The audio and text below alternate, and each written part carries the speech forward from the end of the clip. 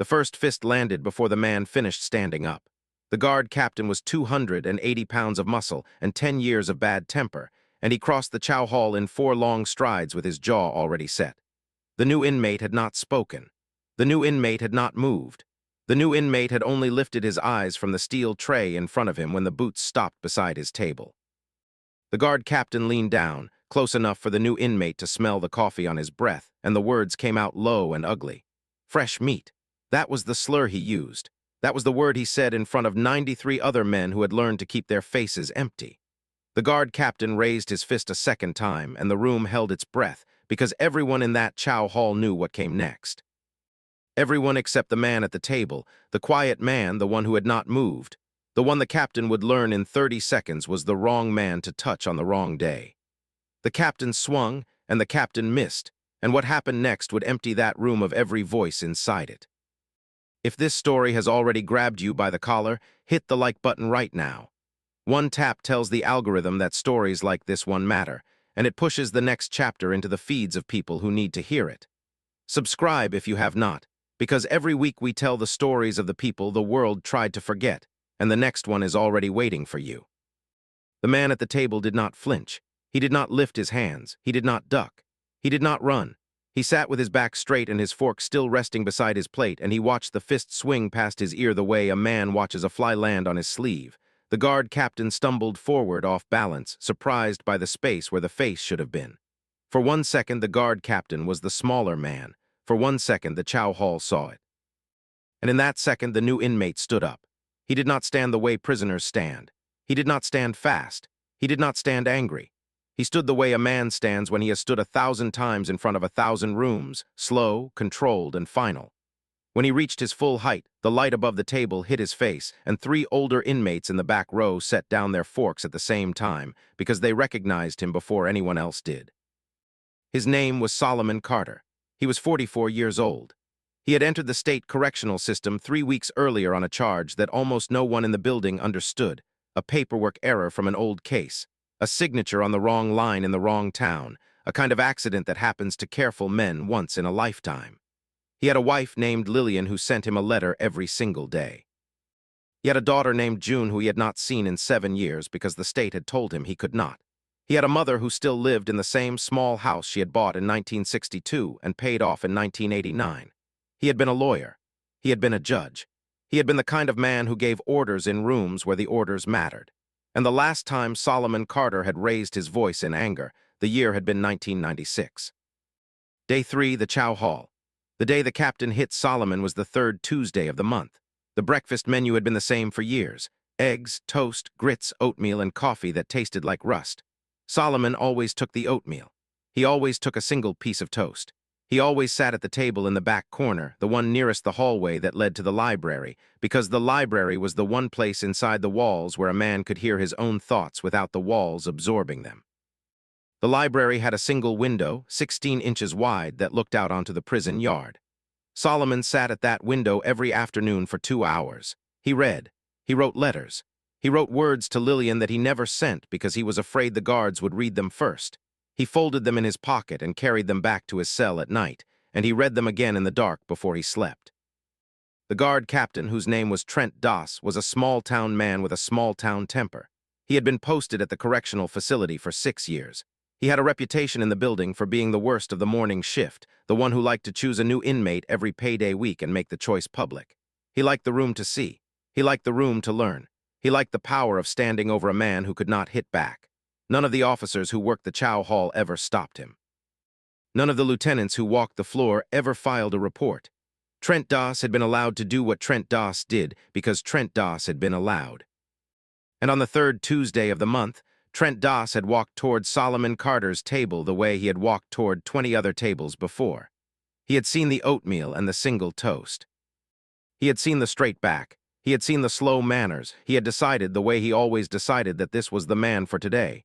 He had leaned down. He had smelled the coffee on his own breath. He had said the slur. He had swung. And for the first time in 6 years, Trent Doss had missed. Solomon Carter took a single step forward. He did not swing back. He did not raise his hands. He said one word. He said it low, in the voice he had used to silence courtrooms in a different life. He said, "Lieutenant." and from the side door of the chow hall, a tall man in a pressed uniform with a captain's bars on his collar and 4 gold stripes on his sleeve stepped into the light. Stay with me because what happens next will change how you see this room forever. If you have not yet, hit subscribe and ring the bell. We are 40 minutes into a story you will not forget, and the next part is where the room learns who Solomon Carter really was. The tall man at the side door was not a corrections officer. He was a United States Marshal. He had been waiting in the building for 10 days, watching the same hallways Solomon walked, sleeping in the same break room the guards slept in, drinking the same bad coffee at the same bad table.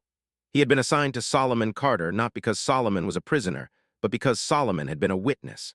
Solomon had been a witness in a federal trial involving corruption inside the state correctional system. The case had been building for 3 years. The lead prosecutor was a woman named Diane Marsh, who had once clerked for a federal appeals court judge and had learned to read a quiet face the way a sailor reads a quiet sea. Diane had asked Solomon to enter the system on purpose. Diane had asked Solomon to be the thing he had tried never to be again. Diane had asked Solomon to be the bait. The lieutenants in the building had been stealing from the commissary for years. They had been writing ghost hours into shift logs. They had been using inmate labor to build decks on private homes. They had been doing what people do when they believe no one is watching because they believe the men inside the walls cannot speak. Diane Marsh had known about the lieutenants for 14 months. She had built a federal case that named 8 of them. She had needed one of 2 things to finish it.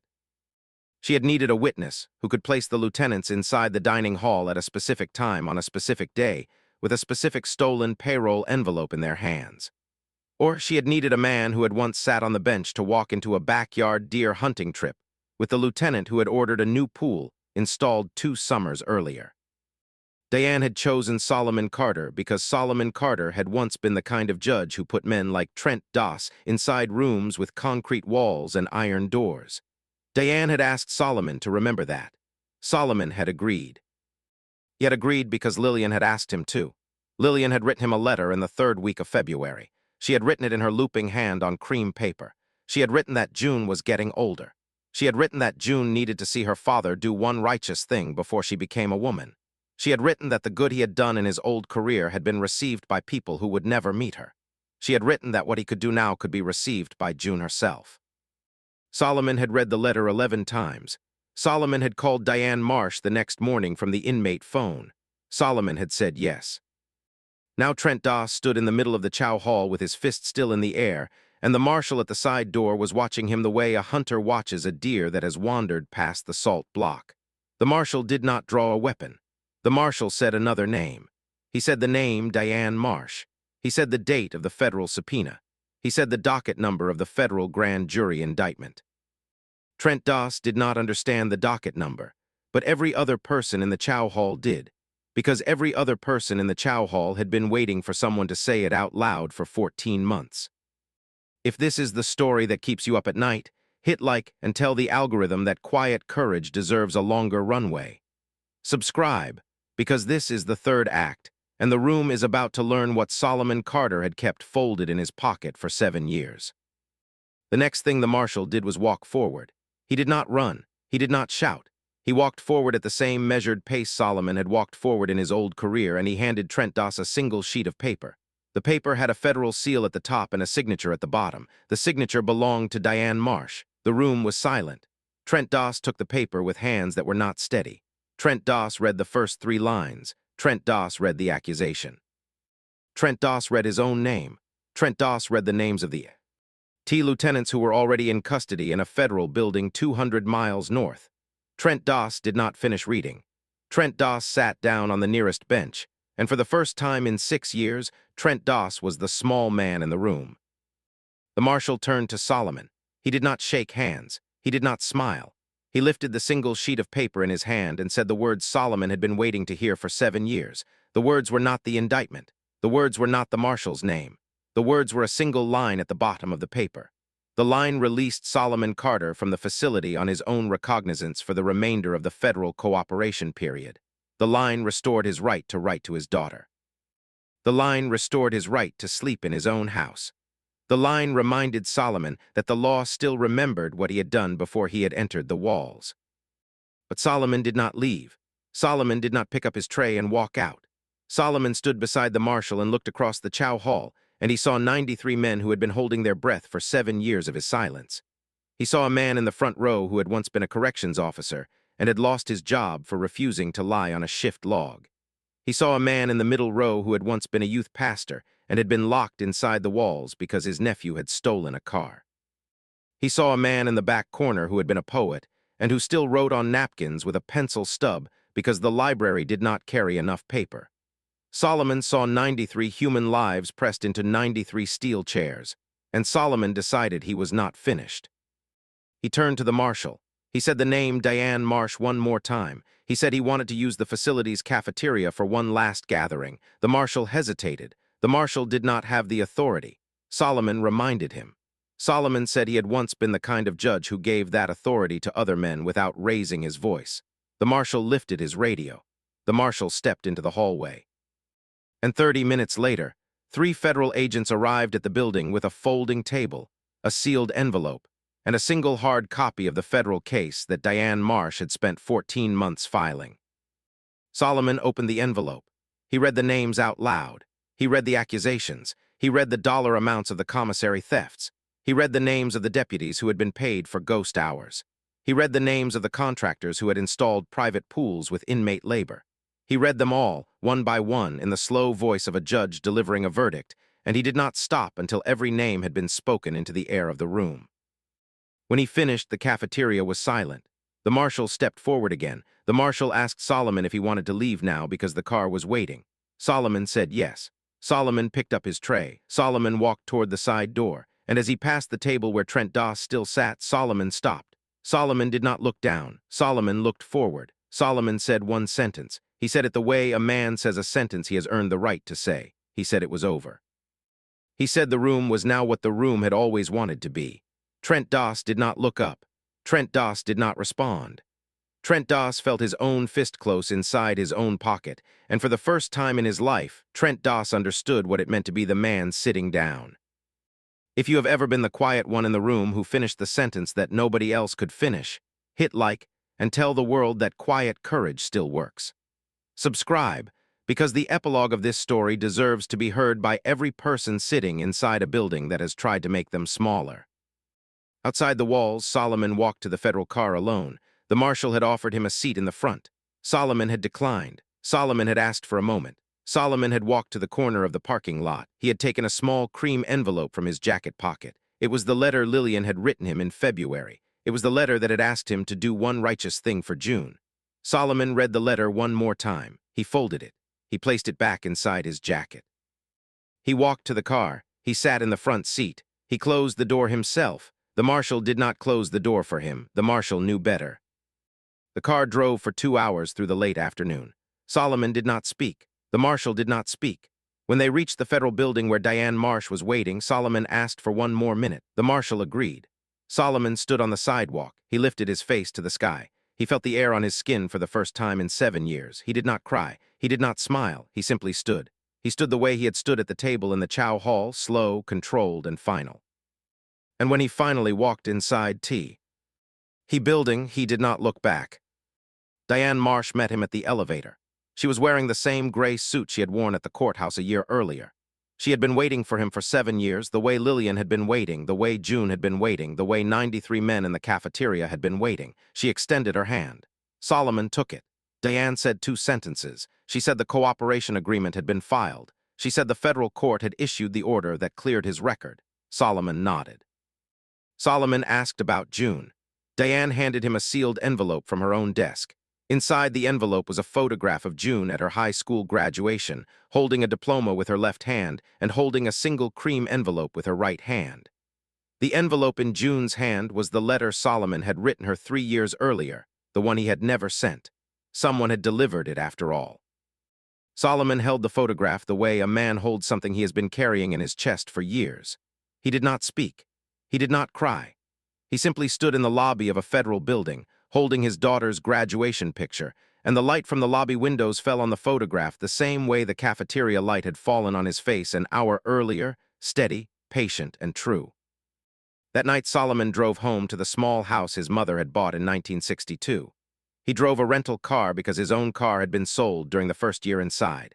He drove slowly. He drove the back roads. He did not turn on the radio. He listened to the engine and the wind and the sound of his own breathing. When he reached the house, his mother was sitting on the porch. She was 81 years old. She had not been told he was coming. She had not needed to be told. She simply sat. Solomon walked up the driveway. Solomon sat beside her. Neither of them spoke. His mother placed her hand on top of his. The hand was warm and small and sure. They sat together on the porch until the streetlights came on. They did not speak. They did not need to.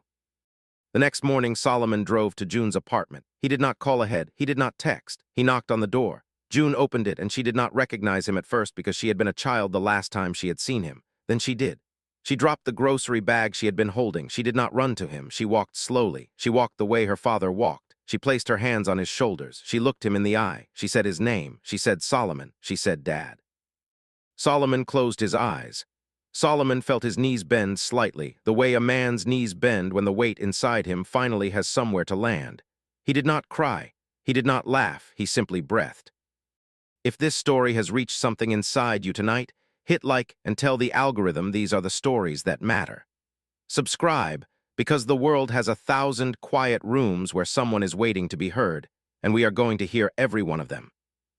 That afternoon, Solomon and June sat at the kitchen table and drank coffee from 2 mugs Lillian had mailed to the apartment 6 months earlier. Lillian had written a small note on the box. She had written that June should keep the mugs until Solomon came home. June had kept them on the top shelf, unwashed, unwrapped, unused. Solomon lifted his mug. He held it with 2 hands. He did not drink. He simply held it. June held hers. They sat across from each other for almost an hour, and neither of them spoke. The kitchen was quiet the way a room is quiet when 2 people who love each other have finally stopped running. At 5 in the afternoon, Solomon walked to the nearest park. He did not park near the entrance. He walked to the bench at the far end, the one beside the elm tree his mother had planted when he was 6 years old. The bench had been repainted the year before by a neighborhood volunteer who had never met Solomon and had never known why the bench mattered. Solomon sat down. He took the cream letter from his pocket. He unfolded it. He read it once more. He turned it over. On the back, in Lillian's looping hand, were 4 words she had added after the original letter. The 4 words were meant for this moment. The 4 words said simply, "You did right." Solomon folded the letter. He placed it back in his pocket. He looked across the park at the elm tree, and the afternoon light hit the leaves the way the cafeteria light had hit his face that morning in the chow hall. He lifted his hand. He placed it flat on the bench beside him. He did not wave. He did not call out. He simply rested his hand on the bench as if the bench were the shoulder of someone he had lost a long time ago. The light moved across the park. The elm tree shadowed the walkway. A single child on a bicycle rode past the bench, and Solomon watched her ride, and Solomon watched her disappear. He sat on the bench for almost an hour before he stood up. He walked slowly. He walked the way he had walked out of the chow hall, the way he had walked into Diane Marsh's lobby, the way he had walked up his mother's driveway. He walked the way a man walks when he knows that the room, at last, has become the room it was always supposed to be. If you have ever been the quiet one who held a room together when no one else could, hit like and tell the world that stories like this still matter. Subscribe and bring a friend, because we are not finished telling the stories the world tried to erase. Hit the bell so the next one finds you before anyone else hears it. That night, Solomon Carter laid the cream letter on the kitchen counter beside the coffee mug. He did not fold it again. He did not put it in his pocket. He left it open the way a man leaves a door open when he finally knows that the home is real. June came into the kitchen at midnight. She saw the letter. She read the 4 words Lillian had written on the back. She did not say anything. She picked up the letter. She held it to her chest. She walked back to her bedroom. She placed the letter in a small wooden box that had been empty for 7 years, and she closed the lid. Tomorrow, she would take the box to her father. Tonight, she held it close. Solomon slept through the night for the first time in 7 years. He slept without the letter. He slept without the watch. He slept without the small photograph he had been carrying since the day Lillian had written the first letter in February. He slept the way a man sleeps when he knows that the weight he has been carrying was never meant to be his alone. In the morning, Solomon Carter stood in his mother's kitchen and he made the oatmeal. He made it the way he had made it in the chow hall, slow, careful, with a single piece of toast. He set 8 bowls on the table. He set 8 spoons beside the bowls. He set 8 mugs of coffee beside the spoons. The 8 seats were for the 8 people who had been waiting inside his chest. They were for Lillian. They were for June. They were for his mother. They were for the marshal. They were for Diane Marsh. They were for the corrections officer who had lost his job for refusing to lie. They were for the poet who still wrote on napkins. They were for Trent Doss. Trent Doss had not yet learned that he was welcome, but Solomon Carter had always believed that kindness was not a small thing. Kindness was a long road, and the first step on a long road was the hardest. Solomon did not wait for the 8 people. He did not need to. He had set the oatmeal out as a promise. The promise was that the room he had built was wide enough to hold them all. The promise was that no one inside the walls would ever again be told to stand up and be hit. The promise was that the name fresh meat would not return. At the bench in the park, the single elm tree continued to shade the walkway the way it had shaded the walkway for almost 50 years. The bench sat empty. The bench did not need a body to matter. The bench only needed to be there, the way a lamp post only needs to be there until someone finally walks home. If this story has found something inside you, hit like and tell the world that quiet courage still works. Subscribe, because next week we are telling the story of a waitress who was told she could not sing, and the night she finally opened her mouth and the room stopped breathing. Solomon Carter walked home that night the way he had walked out of every other room in his life, slow, controlled, and final. He did not look back. He did not need to. The rooms he had walked through had already learned what he had carried inside them. The rooms had learned that the quiet man at the corner table was not quiet because he was small. He was quiet because he was waiting. He was quiet because he had promised his wife that one day he would do one righteous thing for his daughter. He was quiet because the right thing was not loud. The right thing was patient. The right thing was a man standing up in a chow hall and saying the word lieutenant at the exact moment the room needed it most. If you have ever been the kind of person who waits for the exact moment, you know what a gift that waiting is. Hit like, hit subscribe, and tell the next person who needs a quiet story that the quiet ones are still here.